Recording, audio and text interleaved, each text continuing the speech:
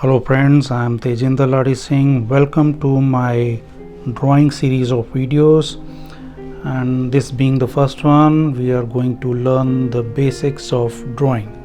So let's very quickly go through the tools required for drawing and sketching. We'll need pencils, erasers, sharpeners, the very basic material for drawing. These tools further have some variations, and let's quickly see what they are. For example, in terms of shades grading, these pencils can further be divided into three categories. One is H, then HB,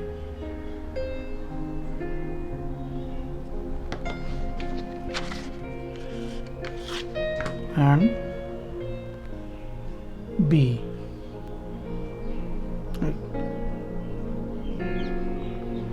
B stands for black, these are darker.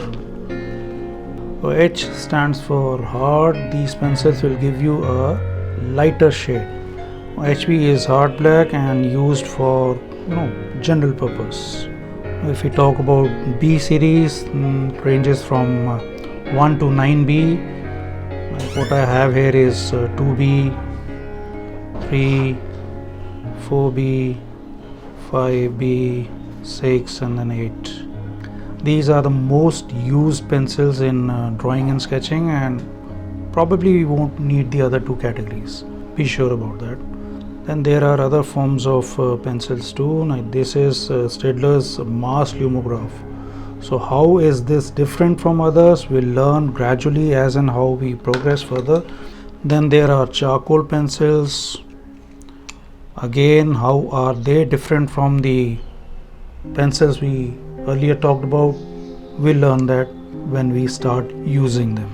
When we talk about shading, we have another one of my favorite mediums, charcoal. And charcoal, quickly we can go through it, comes in basically two types. One is the compressed form. This stick, this is a compressed charcoal. This again, different shape, but again compressed. And there are others also that come in different shapes and brands and sizes. These come in white also, but this is not charcoal, this is probably compressed chalk.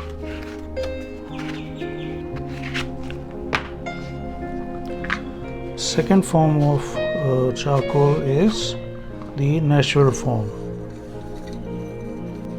Very lightweight. Lightweight because they are not compressed, and it is made from vines of different plants. For example, grape vines. And then there are the colored pencils. You can use them for shading and sketching also.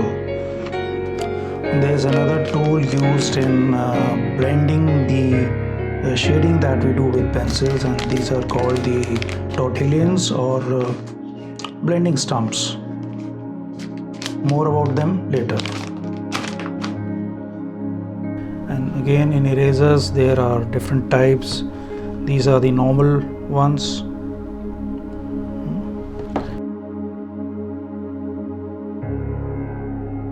And then there is this kneadable eraser. Kneadable, why? Because you can knead them to any shape. So how does it benefit, or how is it different from others? Again, we'll learn when we start using them. Okay. So let's get on with the drawing. The way you grip your pencil will reflect on your drawing. If you hold the pencil close to the tip, the graphite tip, you will have less control of your tool, and the right way is to hold it a little away from the tip. And at times you will need to hold it further up, especially for shading purpose. Okay, so now if we draw a circle,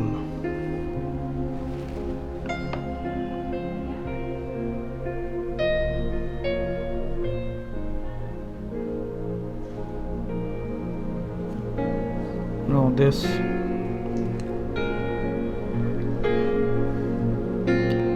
okay, this is one way of doing it. Then there is another way of drawing a circle, and that is the proper sketching way.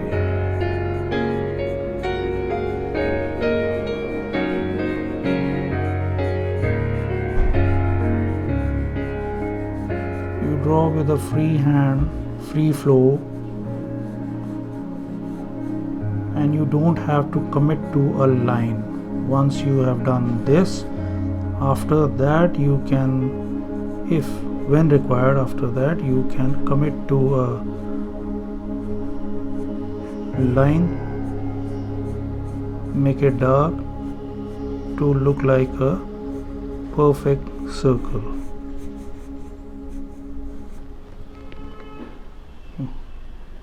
So when you do it, when you commit to any shape, when you commit to any shape on the first go, so probably you will get something like this. But in a freehand way, this is the proper way of doing it. Any shape, if you draw a square, if you do it this way, this is much better than doing it like this.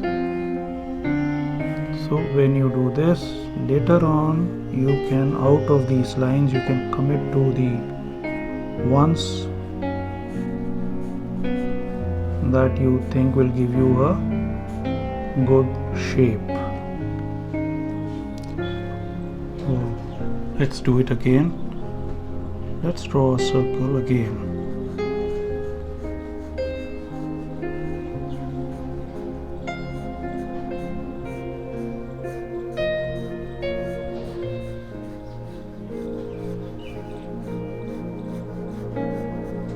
You just have to make sure that you don't press the pencil too hard.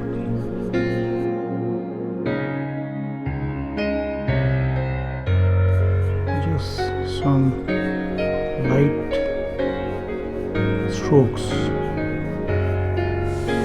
So benefit of this is that you can correct the odd shape later on. This is circle, and now you can go ahead and darken the line where you feel that you will get a near perfect shape. There you are. Oh, much better than this. No? Obviously you will need a little practice doing this also, but then practice is a practice that is required in every field. Whatever you do, whatever action work you do, you need practice to become near perfect in that. You can do one more thing, like suppose you need to make a circle, you can make a square. Just a random square, free flowing. Then you take the center, you mark the center of these lines, and then what you can do is you can join these lines with curve. You can now join these points with the help of curves to make it look like a circle.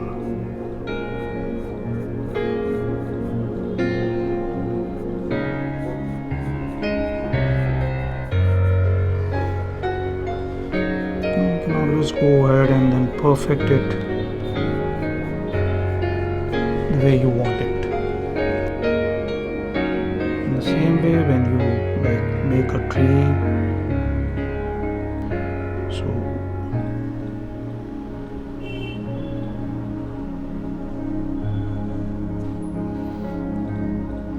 Or what you can do is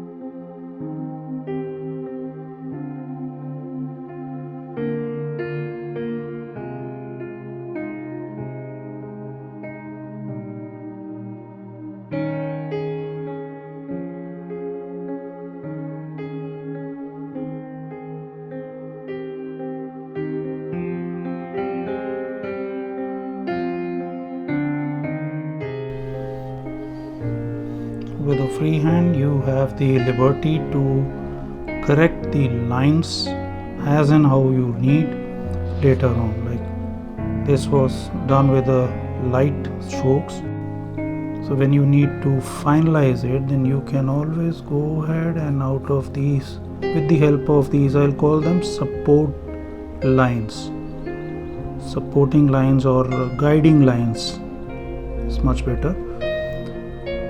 You have the shapes, now you can go on, commit them with darker strokes.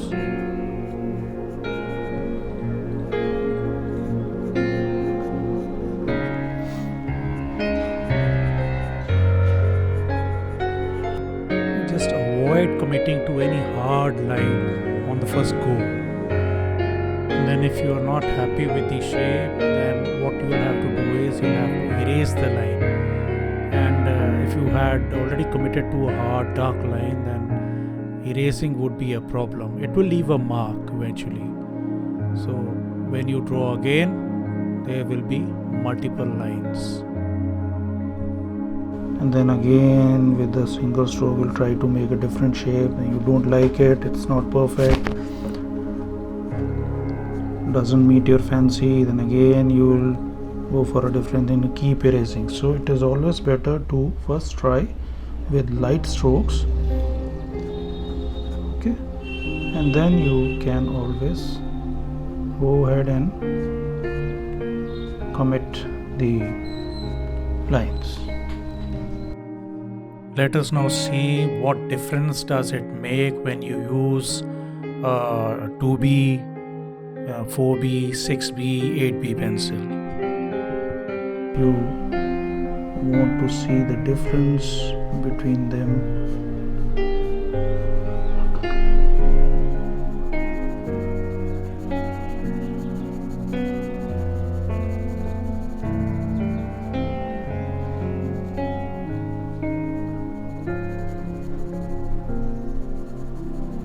This was 2B. So next we'll take 4B.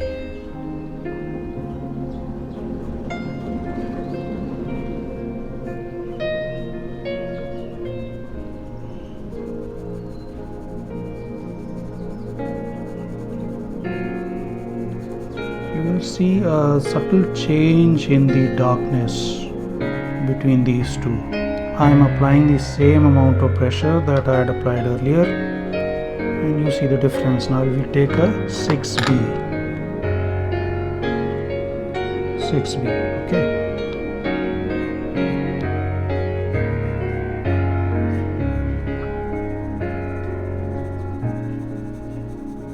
Again, same pressure, and you will see that the shade is darker. Now we'll take the 8B. So as the number goes higher, you will get a darker impression.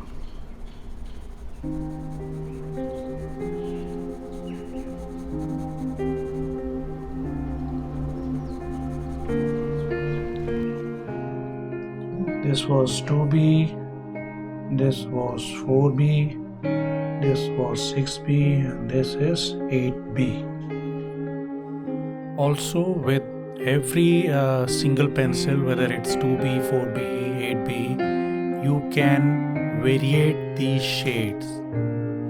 Let's do it. Now suppose I take this, I'll work with this 8B. So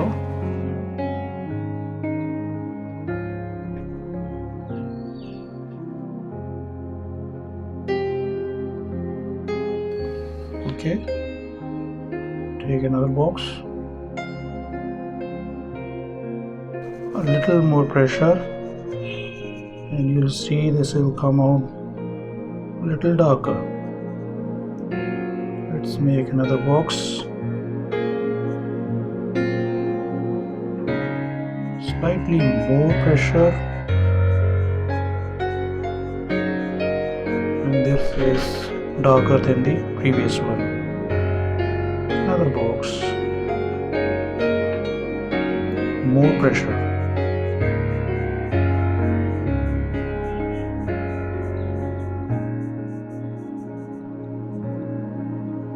There you see the difference. Let's make another, and let's see if it can give us any further dark shade. Now I'm applying more pressure, maximum pressure possibly I can on this pencil. Presto! See the difference? Now this is the 8B, just one single pencil that I use, but with control you can, make so many shades out of it. It is all about control. You apply a little less pressure, you will get this. As you increase your pressure, you will keep getting darker shades. So this is all about, it's not just about the pencil grades that you need to take a 2B for this shade, but it also depends a lot on your practice and your control. And with just one pencil, any number, take 4B, 6B, and you can use it to give multiple degrees of shading in your drawings. And obviously you don't need to keep changing the pencils for every shade. You may use it, you can use it, you might use it, but this is one practice that you should do so that you learn to have control over your tool. So to all my students, whether they are in school, primary, secondary, college, or working, I always ask them, the first and foremost thing to have control is to make boxes or just make a rough graph like this.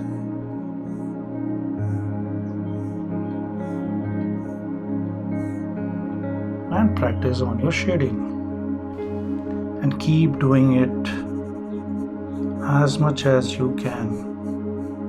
This is going to help you a lot. Thank you for watching this video, friends. I hope it was helpful to you. In the next episode, we'll take it a step further. Till then, it's goodbye from me, and you please take good care of yourself.